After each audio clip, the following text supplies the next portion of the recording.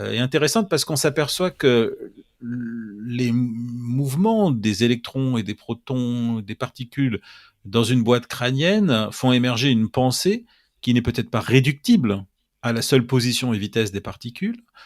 Et certains vont même jusqu'à dire que l'incarnation de l'espace-temps, qu'est la gravité, qui est pour Einstein une manifestation de la géométrie de l'espace-temps, cette incarnation de l'espace-temps par la gravité, pourrait être un phénomène émergent. C'est-à-dire que euh, si on plongeait dans l'infiniment petit et qu'on essayait de voir si l'interaction gravitationnelle qui fait qu'une pomme tombe d'un arbre existe dans l'infiniment petit, on verrait qu'elle n'existe peut-être pas.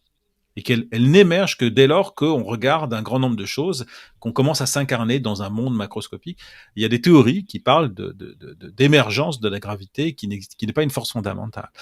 Alors tout ça, ça veut dire quoi? Ça veut dire qu'on rentre dans un monde qui peut être très complexe, mais qui montre qu'il est possible que le tout soit plus que la somme des composantes. C'est-à-dire que c'est ça le phénomène d'émergence. Si je prends par exemple des molécules d'eau, chaque molécule d'eau a des propriétés physiques, mais dès lors que je les mets ensemble, ça fait de l'eau liquide avec ses principes, sa liquidité, sa fluidité, avec sa tension de surface qui fait qu'un petit insecte peut se poser sur l'eau.